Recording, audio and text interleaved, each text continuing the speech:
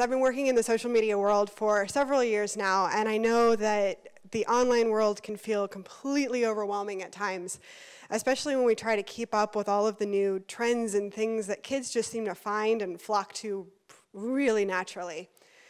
So we end up feeling outmatched by this ever-changing nature of media. It's like we've gone on a road trip and we forgot to bring the map, and now we're completely lost and there's no one out here to help show us the way. So let's pause and let's put this in a little bit of perspective. The digital world is relatively new, and this is all new parenting territory for us. We were introduced to digital stuff and we grew up with it, but our kids are digital natives. They cannot imagine a world where technology doesn't exist, just like we couldn't imagine a world where we didn't have cars or a radio or television. When I was growing up, I remember hearing that TV would rot my brain, or that I should stop zoning out, because digital media at the time was an escape. It was something to tune out to. But that has changed in the last couple of decades. It's become more interactive and social. Rather than being a solitary act, the digital world has taken on more of a lunchroom feel. It's someplace that there are cool places to hang out, and there are likes, shares, votes, and views, all of these things they're reading as social connection, as validation and acceptance that we all long for.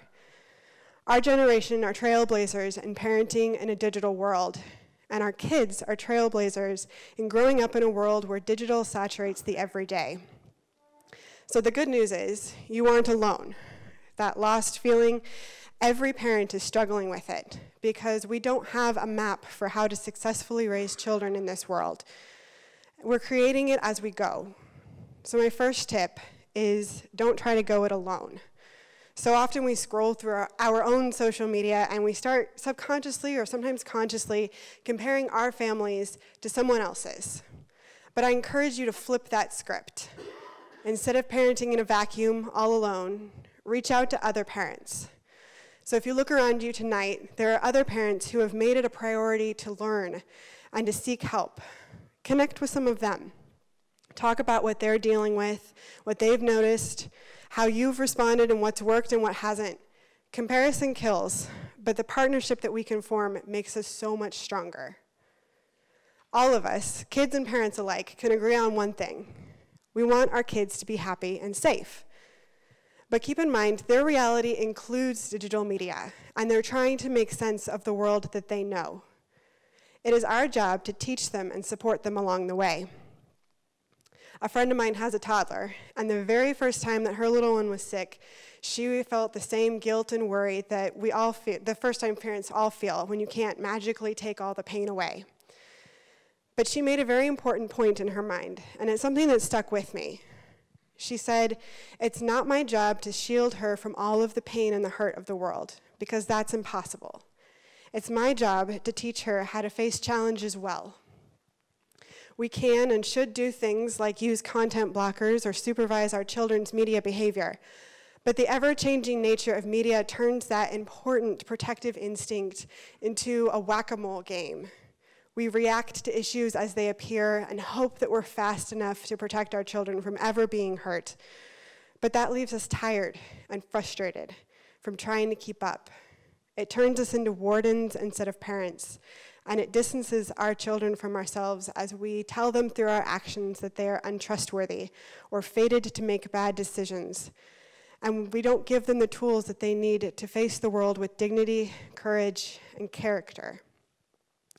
While I would never tell you to allow your children a free-for-all access to the internet, I'm also hesitant to give you a list of numbers and rules to strictly adhere to, because a set of obligatory rules will never actually accomplish the task of teaching your children how to use media and how to navigate life after you are no longer watching over them.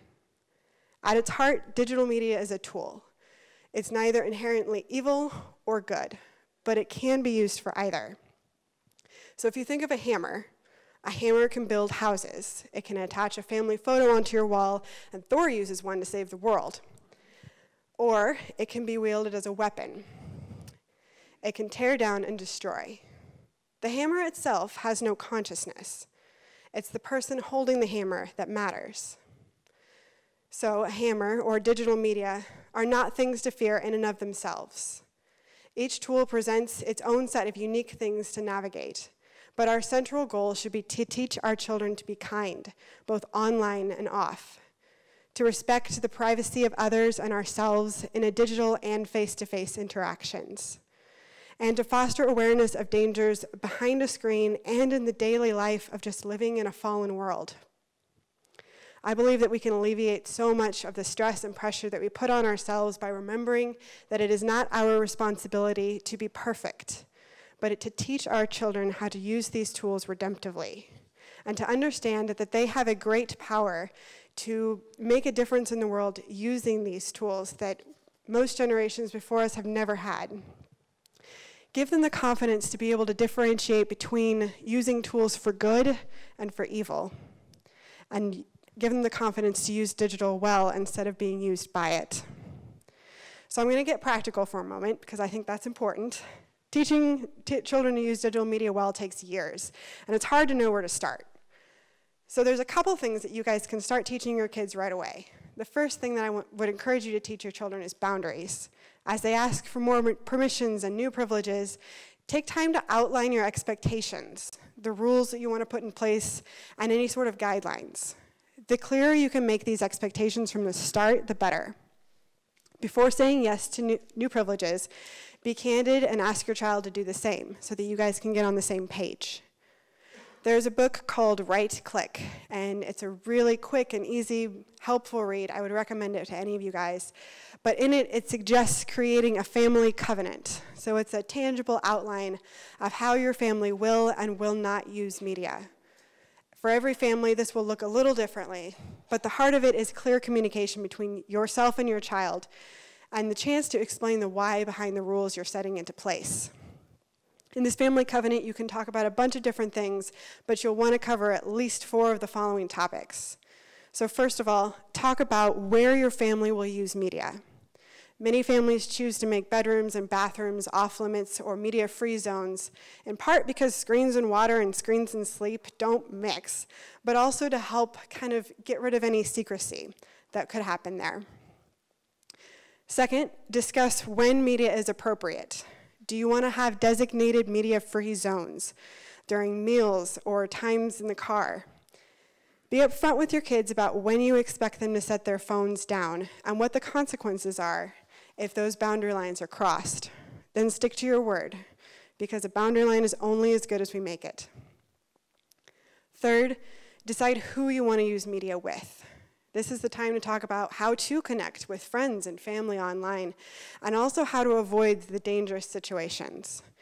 If you think about it as a stranger danger talk, it's just the online version of that.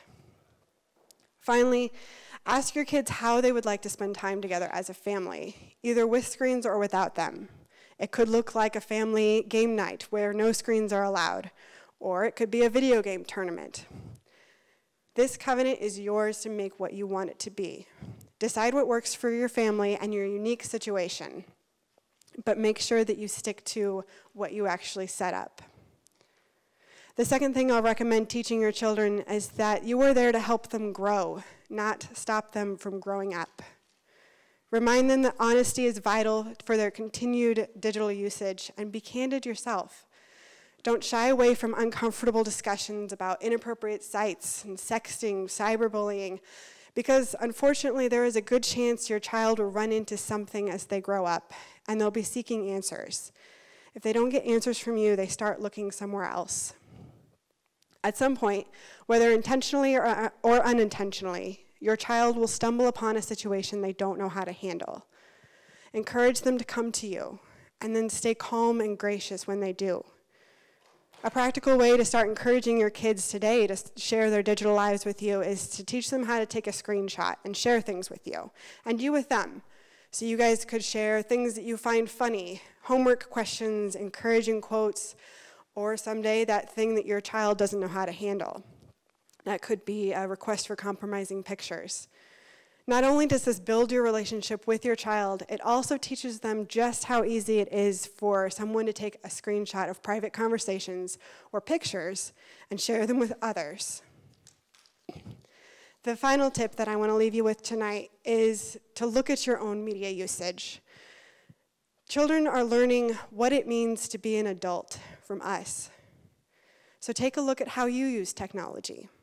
Pay attention to any unhealthy or self-deprecating comments that you might be making while scrolling through social media. Or take a week and start tracking the time that you spend behind a screen. Then, ask yourself, do I want my child to model this behavior as well? When placing rules and restrictions on media, ask yourself if that rule should apply to you as well. Because couldn't we all benefit from saying no scrolling through Instagram instead of sleeping, or to take an hour media break a day? Remember, kids are learning from our behavior. You can teach them how to use digital media to their advantage, to place boundaries on tech and show them how to protect themselves online while using a vast digital world to make a positive impact on the world around them with their unique skills and talents. When you feel overwhelmed, breathe. Remember, you are not alone. Reach out to other parents and focus on molding your child's heart and character to be strong and compassionate, both online and off, as they grow up into the adults that God has created them to be.